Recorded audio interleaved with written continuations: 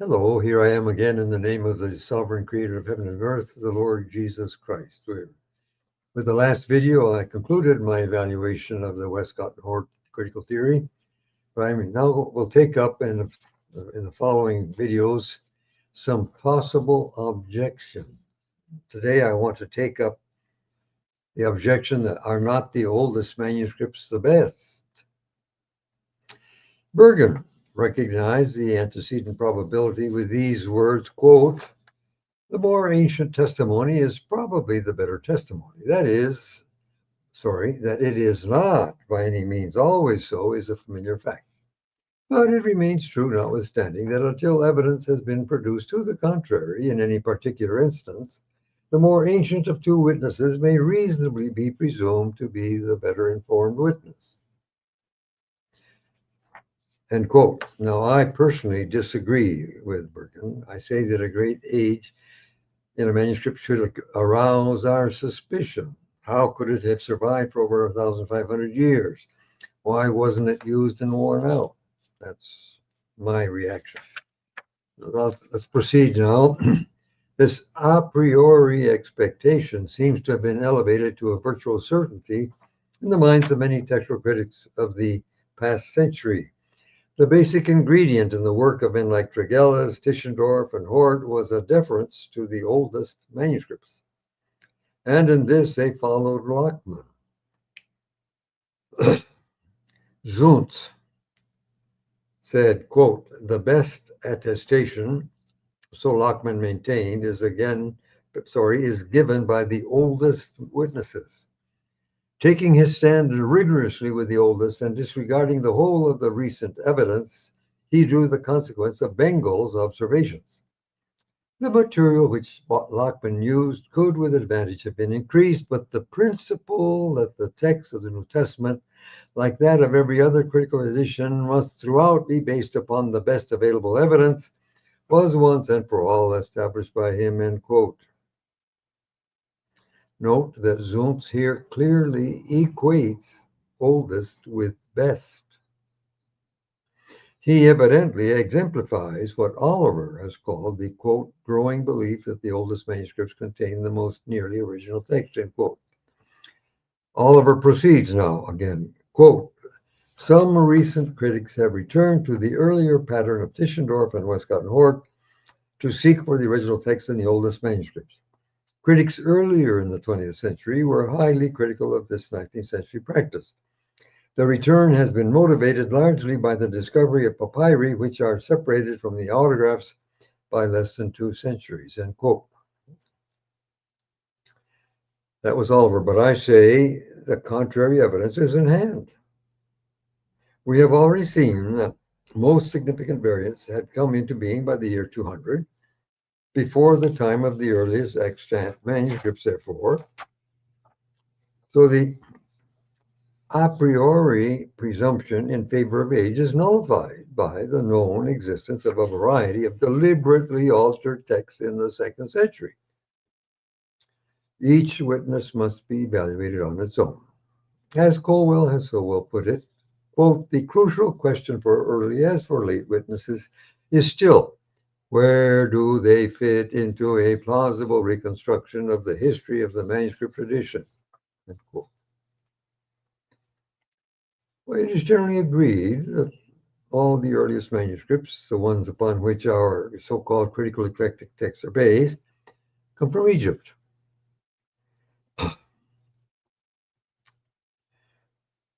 Here I quote from Clark.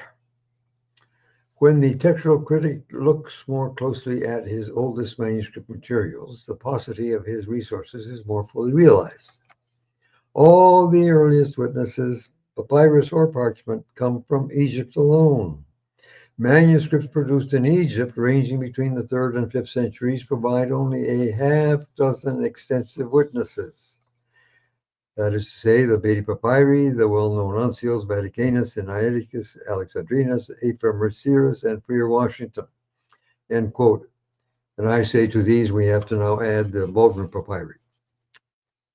Okay, but I ask, what are Egypt's claims upon our confidence? And how wise is it to follow the witness of only one locale? Anyone who finds the history of the text presented herein, this is in my book, to be convincing will place little confidence in the earliest manuscripts. So now I go to the question of evaluating their quality based on themselves, judged by themselves. Quite apart from the history of the transmission of the text, the earliest manuscripts bear their own condemnation on their faces.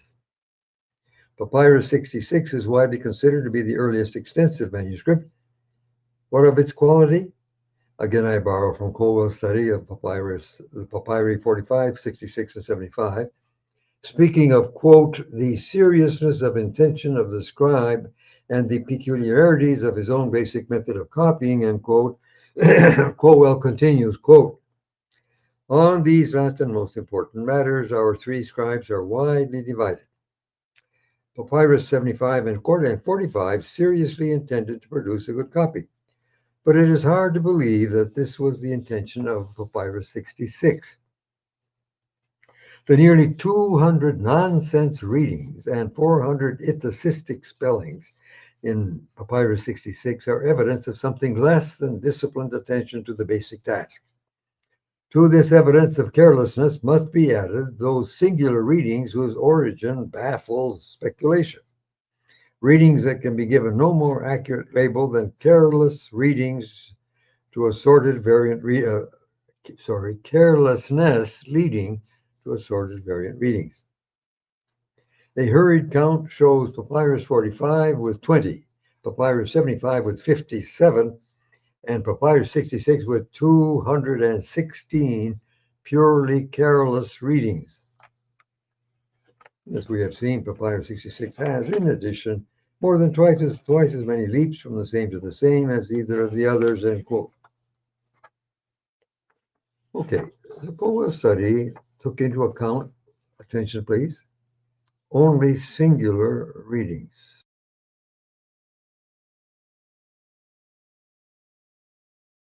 Papyrus 66 to have 400 itacisms plus 482 other singular readings, 40% of which are nonsensical. Over 300.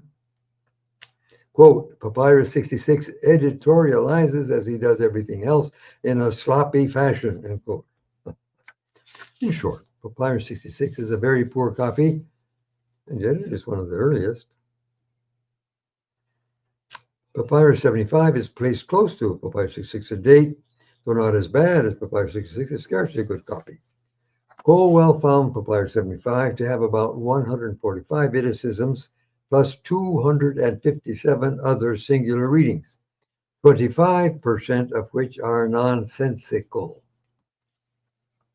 Although Colwell gives the scribe of Papyrus 75 credit for having tried to produce a good copy, 75 looks good only by comparison with 66. Okay. For example, if you were asked to write out the Gospel of John by hand, in English, anything you have, would you make over 400 mistakes? But try it to see. Just try it once. Any version.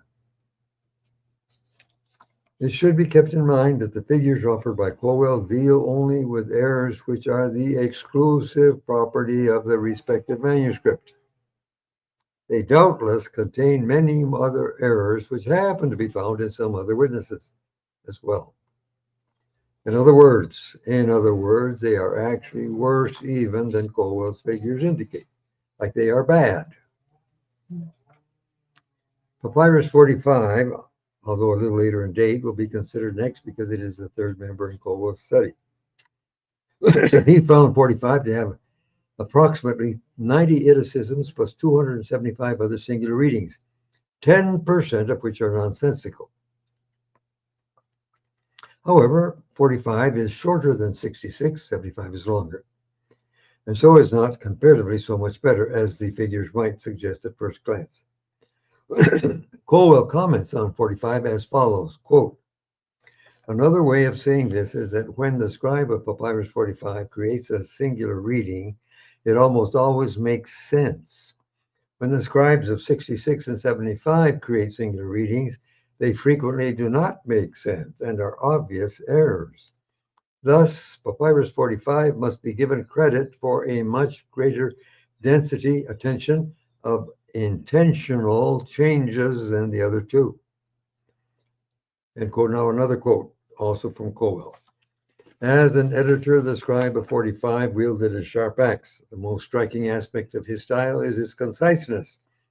The dispensable word is dispensed with. He omits adverbs, adjectives, nouns, participles, verbs, personal pronouns, without any compensating habit of addition. He frequently omits phrases and clauses. He prefers the simple to the compound word. In short, he favors brevity. He shortens the text in at least 50 places in singular readings alone. But he does not drop syllables or letters. His shortened text is readable, end quote. Of special significance is the possibility of affirming with certainty that the scribe of 45 deliberately and extensively shortened the text. Okay, Colwell credits him with having tried to produce a good copy. Okay, if by good he means readable, okay, that's fine. But if by good we mean a faithful reproduction of the original of its exemplar, then Papyrus 45 is bad. It's a bad copy. In fact, it's not a copy at all. Since 45 contains many deliberate alterations, it can only be called a copy with certain reservations. Another one, Papyrus 46 is thought by some to be as early as 66. Zundt's study of this particular manuscript is well known. Quote, Zundt's quote, in spite of its neat appearance, it was written by a professional scribe and corrected, but very imperfectly, by an expert. Papyrus 46 is by no means a good manuscript. The scribe committed very many blunders. My impression is that he was liable to fits of exhaustion, end quote.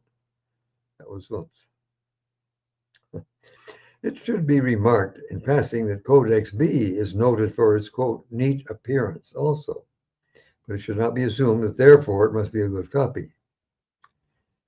Zundt says further, quote, Papyrus 46 abounds with scribal blunders, omissions, and also additions, end quote. He goes on to say with another quote, the scribe who wrote the papyrus did his work very badly. Badly. Of his innumerable faults, only a fraction, less than 1 in 10, have been corrected. And even that fraction, as often happens in manuscripts, grows smaller and smaller towards the end of the book. Whole pages have been left without any correction, however greatly they were in need of it, end quote. Hoskier also has discussed the, quote, large number of omissions, end quote, which disfigure Papyrus 46. Going back to Zundt, he says, quote, we have observed that, for example, the scribe of 46 was careless and dull and produced a poor representation of an excellent tradition. Nor can we ascribe the basic excellence of this tradition to the manuscript on which Papyrus 46 was copied. We shall see that it too was faulty, end quote. It's interesting to note that Zundt feels able to declare that the parent, the exemplar of 46, was also faulty. But that Papyrus 46 represents an excellent tradition is a gratuitous assumption based on Hort's theory.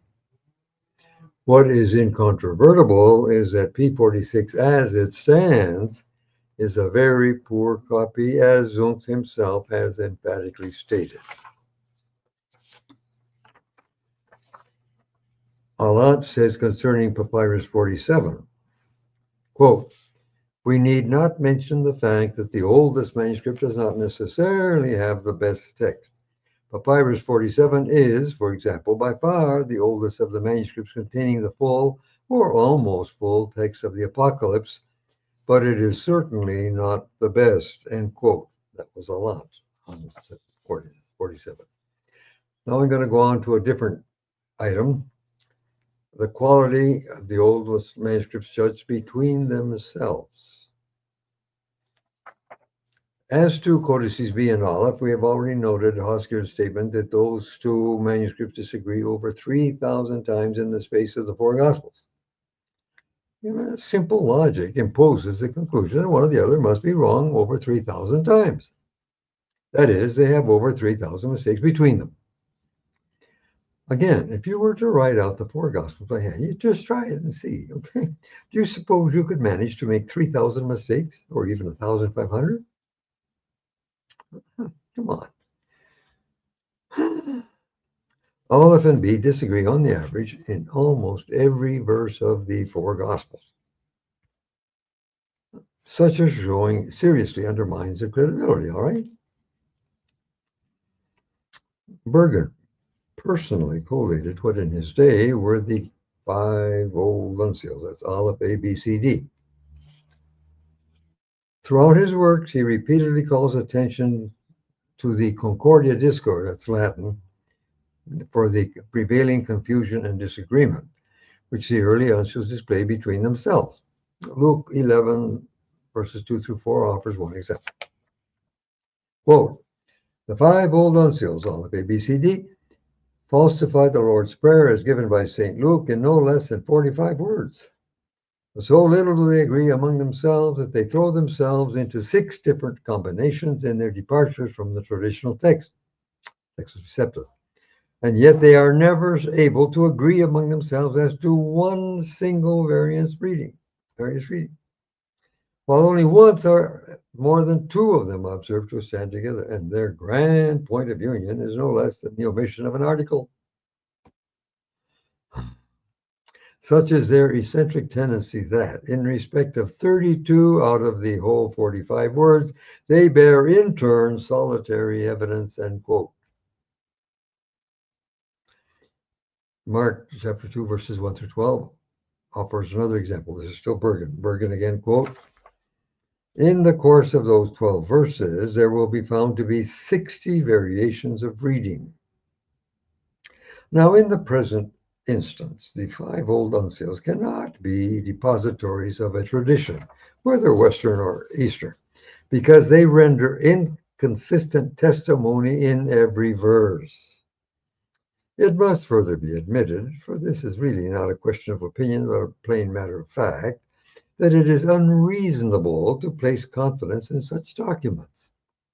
What would be thought in a court of law of 5 witnesses called up 47 times for examination who should be observed to bear contradictory testimony every time? That's all 47 times. End quote. Curiously enough, even Hort, good old Hort, had occasion to notice an instance of this Concordia discourse.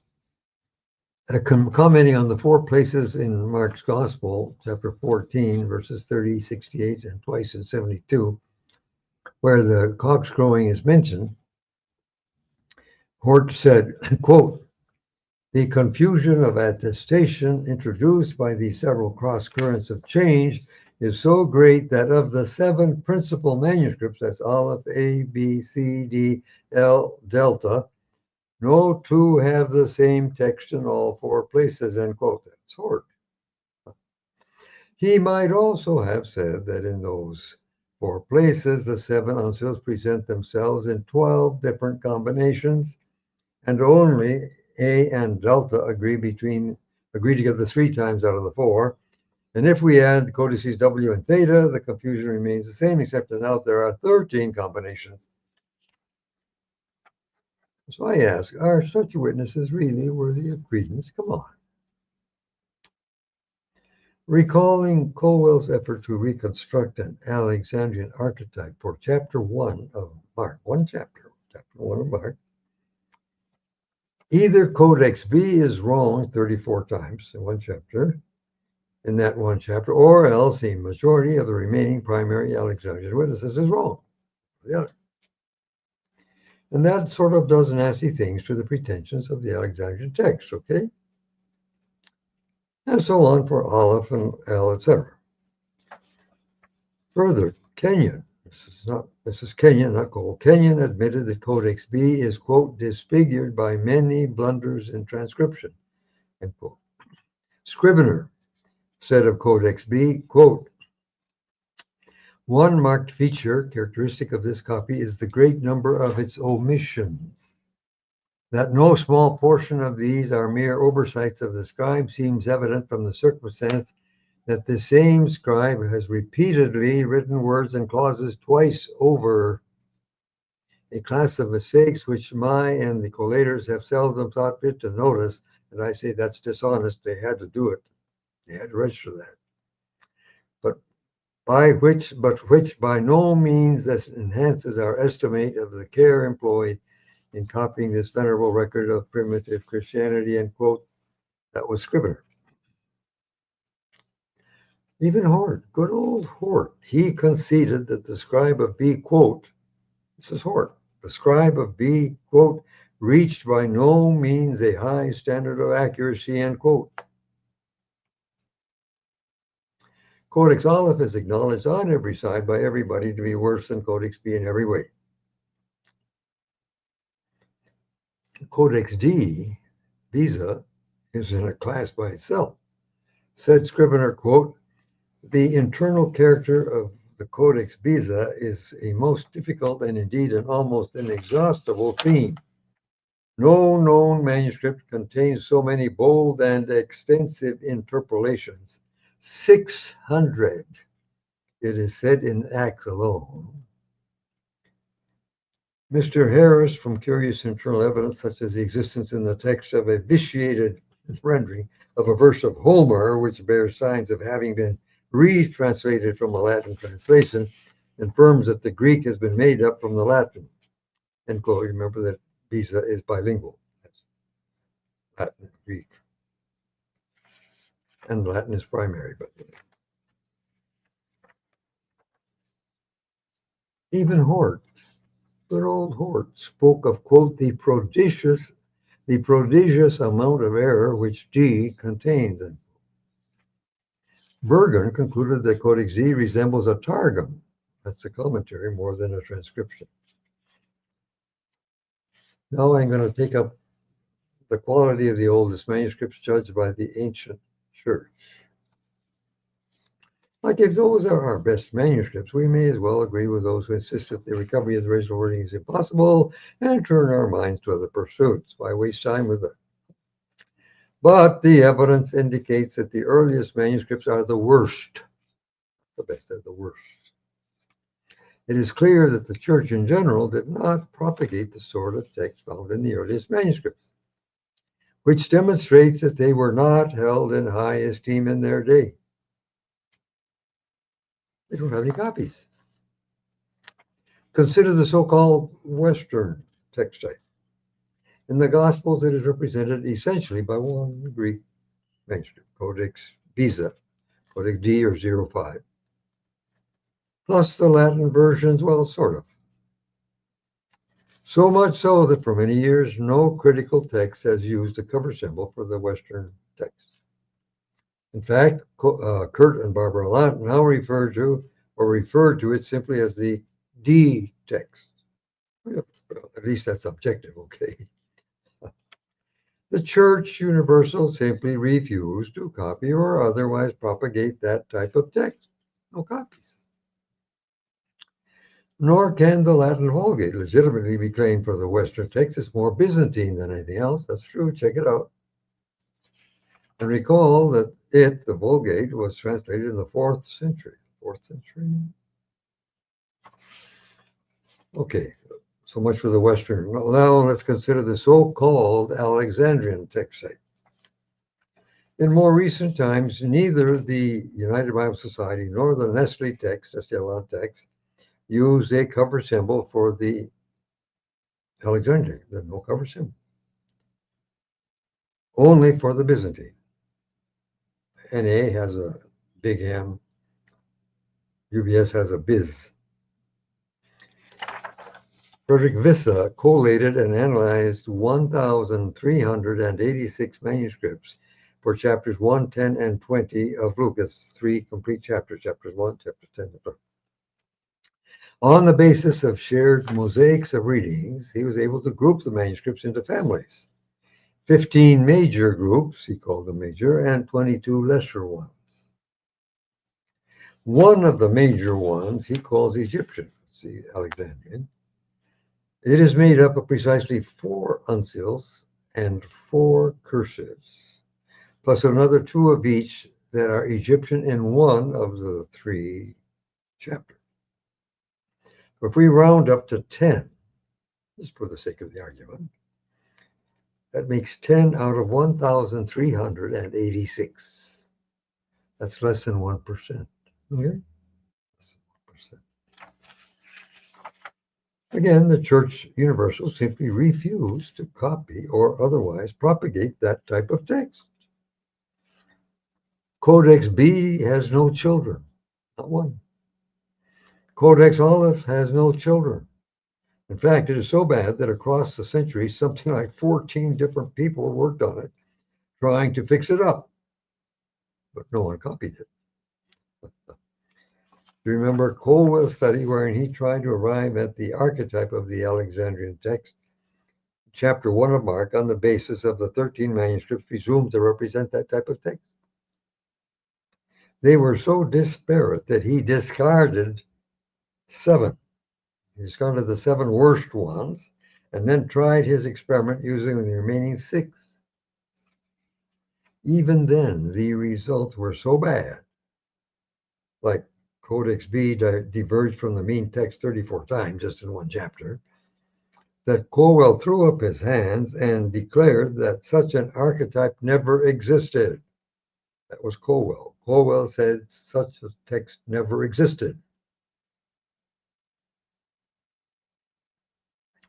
If Colwell is correct, then the Alexandrian text type cannot represent the autograph. Why? Well, the autograph is the ultimate archetype, and it did indeed exist. And if you want to be a candidate for archetype, you have to be an archetype. And the Alexandrian text has no archetype. Consider one more detail. Zuntz says of the scribe of Papyrus 46, of his innumerable folds, only a fraction, less than 1 in 10, have been corrected, and even that fraction, as often happens in manuscripts, grows smaller and smaller towards the end of the book. Whole pages have been left without any correction, however greatly they were in need of it, end quote. A similar thing happens in Papyrus 66, and I ask why? Probably because the corrector lost heart, like he just gave up. Perhaps he saw that the transcription was so hopelessly bad that no one would want to use it, even if he could patch it up. It should also be noted that although many collations and discussions of manuscripts ignore errors of spelling, to a person in the year 250 wishing to use a copy for devotional study or whatever, errors in spelling would be just as annoying and distracting as more serious ones. A copy like Papyrus 66 with roughly 2 mistakes per verse, did you get that? 2 mistakes every verse, would be set aside and discussed. Really? Let me give you a personal testimony. I recently collated cursive 789, that's in the National Library in Athens. For John, I'd already collated Luke. Although the copyist made an occasional mistake, I judged that his exemplar was a very nearly perfect representative of Family 35. That's Codex GA 789. But it is presently lacking from John 19:12 to the end. A later hand, that's 789 supplement, has 1926 to the end, not between 12 and 26. But that copyist was a terrible speller, averaging nearly 1 mistake every verse, reminiscent actually of P66, although P6 is worse than has 2 per verse. Okay, I found myself becoming angry with that copyist. I was prepared to call down curses on his head, literally. I was mad. Assuming that the cause of the mistakes was ignorance rather than perversity, the copy should not have undertaken a task for which he was so pitifully unqualified. It would be psychologically impossible for me to use the supplement of 789 for devotion or study. I couldn't do it. I just get too mad. I don't know. That is why I continue to insist that most of the early manuscripts survived because they were intolerably bad. It was psychologically impossible to use them. Besides being a criminal waste of good parchment to copy them. I ask, is not Uncial 06 the only one with an extant copy that we know of? Further, how could the early manuscripts survive for 1,500 years if they had been used? I myself have worn out several Bibles in my life, all by myself. Considering the relative difficulty of acquiring copies in those days, they were expensive, done by hand. Any worthy copy would have been used until it wore out. And that brings us to the next possible objection, which I will take up, God willing, in the next video. Why are there no early Byzantine manuscripts? But for today, that's it. Thanks for watching.